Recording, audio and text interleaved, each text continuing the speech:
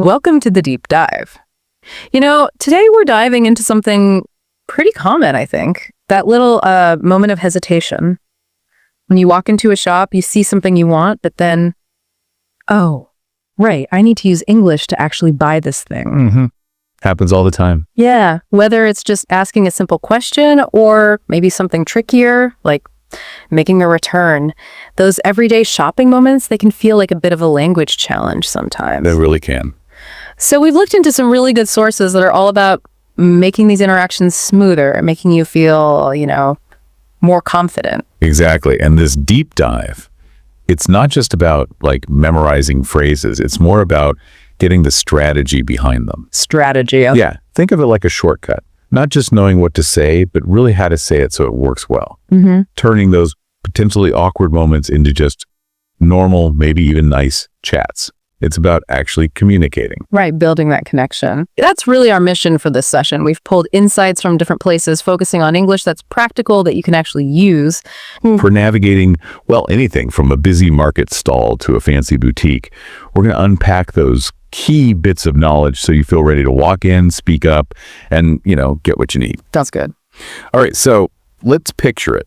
Start right at the beginning. You've just walked into the store. Maybe you need help straight away. Maybe you're just having a look. What are those first interactions like? How do you kick things off politely? Well, it's funny. It's something that's often missed, but is super effective, is how you actually signal you want to talk. Okay. The best, most universal way. Just a simple, clear, excuse me. The classic. It is, but it's more than just politeness. It's like an audio cue, right? It tells the person, hey, I'm about to ask something, gives them a sec to tune in. And the way you say it matters, that little upward tilt in your voice, which is almost like a soft question. Yeah, I hear that. It sounds much friendlier. It does. It shows respect. And honestly, it makes a shop assistant much more likely to want to help you out. That's a great tip about the intonation. So, okay, you've got their attention with, excuse me. Our sources then give some super useful phrases like you're holding up a shirt, maybe. Mm-hmm. You could ask, excuse me, do you have this in a larger size? Pretty straightforward. Or, can I try this on? Essential. And here's one I really like. For when the assistant comes over, maybe a bit too eagerly, and you just want to browse. Oh, yeah, we all know that feeling. Right. I'm just looking, thank you. It's brilliant because it's polite, but also kind of firm, Yeah.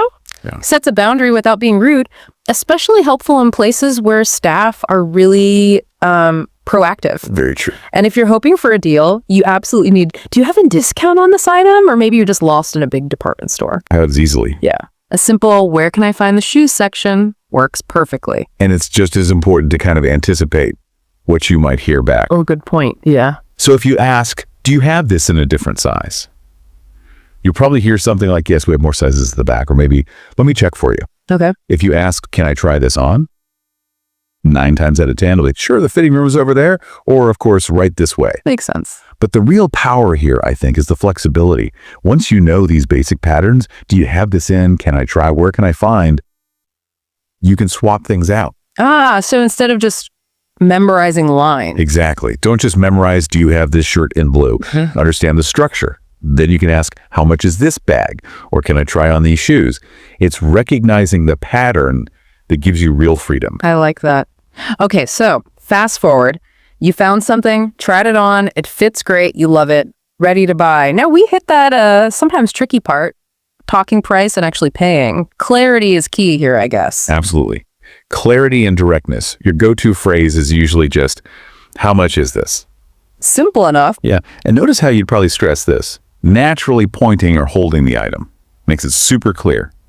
If you're hunting for a bargain, is it on sale? Is great. Or maybe, do you have any offers today? Good ones. And paying. Right. Common questions. Do you accept credit cards? Or can I pay by cash?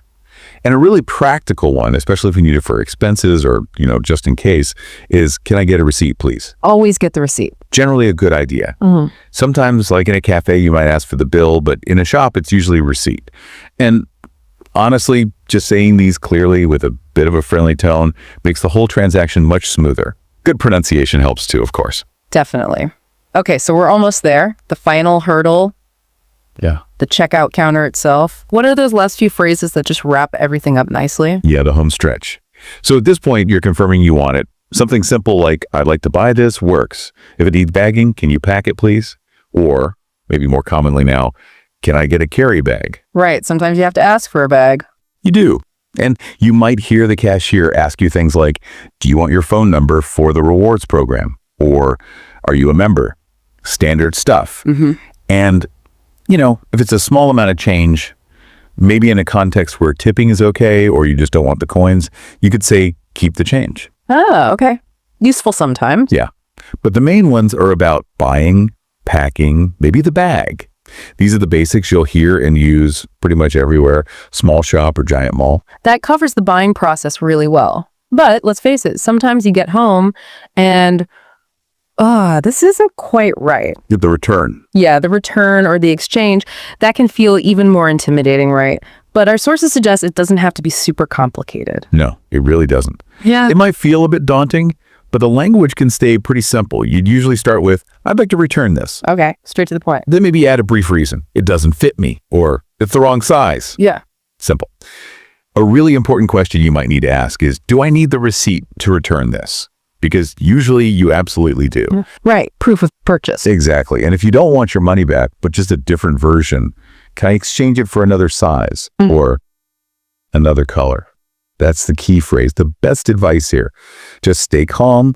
Use simple, direct words. Honestly, shop staff deal with returns all the time. Clear communication just makes it easier for everyone involved. That's reassuring. Keep it simple. Okay, this is where I think it gets really practical. Our sources didn't just list phrases, they showed them in action, in a real conversation. So let's try that. Imagine you're looking for jeans. Okay, yeah, let's do a quick role play. It shows how natural it can sound. So you walk up to an assistant. Okay, I'm the customer. Hi, I'm looking for a pair of jeans. Store clerk voice. Sure. What size are you looking for? Size 32, please. Do you happen to have them in black? Yes, we do. They're right over here. Oh, great. Thanks. Can I try them on? Clerk. Of course, the fitting rooms are just to your left. Perfect. Thanks. I'll let you know if they fit. See, simple back and forth. Yeah. Nothing too complex there. Yeah, that felt really smooth, actually. The confidence, I guess, just comes from knowing those few key bits. And you can just swap out jeans for a jacket or shoes, like you said before. Exactly. Replay it in your head, switch the item, practice makes perfect. But what if, in that scenario, they didn't have my size in black? How would I ask about other options? Good question. You could just add on, okay, if you don't have it in black, do you have it in maybe dark blue? Or you could ask, could you check if you can order size 32 in black for me? It's just about having a follow-up question ready. Right, being ready for those little conversational twists. Yeah. Okay. And thinking more broadly now, beyond just finding a specific item, what about general ways to ask for help? Or even politely say, no thanks to help? Well, like we said, excuse me, could you help me, please? Is always a good, polite opener if you need assistance. Someone approaches you and you're happy browsing. I'm just looking, thank you. Use your best friend. Really useful. We use that one a lot. We all have. And if you're genuinely stuck, maybe choosing between two things, asking, do you have any recommendations, can be great. It invites their opinion. Oh, that's a good one. Shows you value their expertise, maybe. Exactly. And always a smart move before you buy, especially pricier items, is ask. Enjoyed the video? Don't forget to like, comment, and share. Subscribe for more English learning videos. See you in the next lesson.